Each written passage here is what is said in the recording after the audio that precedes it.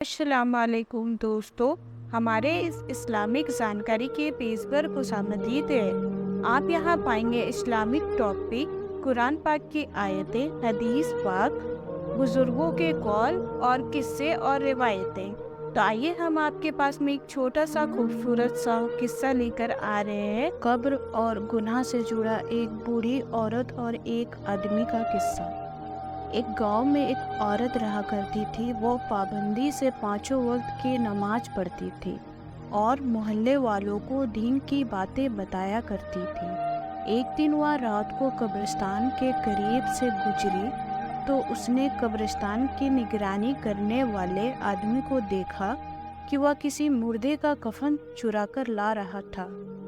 यह देखकर वह दंग रह गई और सोचने लगी कि जब मैं मरूंगी तो यह आदमी मेरा कफन भी चुरा लेगा।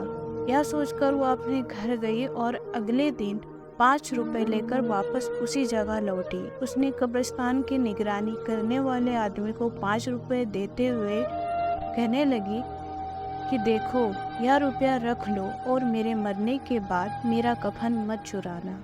यह सुनकर वो आदमी चौंक गया और बड़ा शर्मिंदा हुआ कि उसका पर्दाफाश हो गया।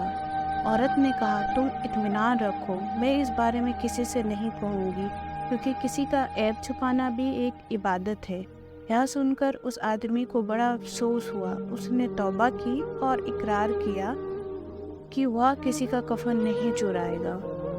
कुछ दिनों तक वह अपने वादों का पाबंद रहा, लेकिन फिर उसने अपने कफन चुराने वाला पुराना धंधा शुरू कर दिया। इसके कुछ दिनों बाद उस औरत का भी इंतकाल हो गया। लोग जब उसे दफना करके कब्रिस्तान से चले गए, तब रात को वही कब्रिस्तान का निगरानी करने वाला आदमी उस औरत की कब्र की ओर आया और आकर सोचने लगा, इस औरत की कफन निकालूं या ना निकालूं।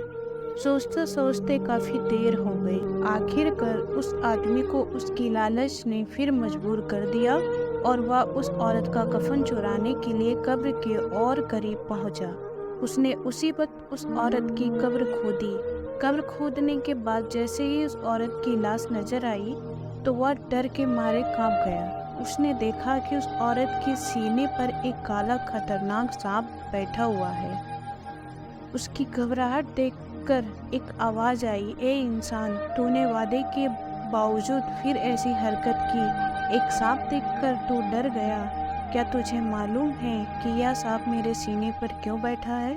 सुन, एक बार मैंने अपने दांत साफ करने के लिए बिना पूछे अपने पड़ोसी के घर पर लगे एक पेड़ से एक छोटी लकड़ी तोड़ दी थी। जिंदगी में कभी ये ख्याल नहीं आया कि यह भी कोई गुनाह है, लेकिन आज उसी चोरी की मुझे सजा मिल रही है। जरा तुम सोचो, तुमने अपनी जिंदगी में ना जाने कितनी चोरियां की हैं।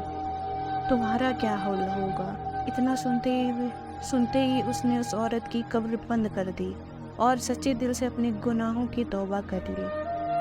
आज हम कुछ चीज़ों को मामूली गुनाह समझकर उसे कर लेते हैं और उसका एहसास भी नहीं करते कि हमने कुछ गलत किया है।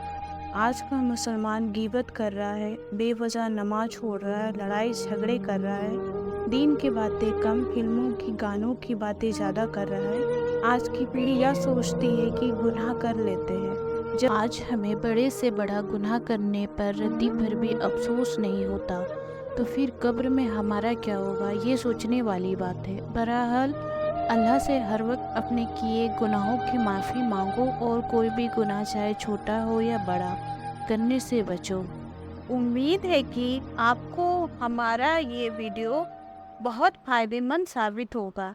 इस पेज को अपने दोस्तों और रिश्तेदारों को ज़रूर शेयर करें। शुक्रिया।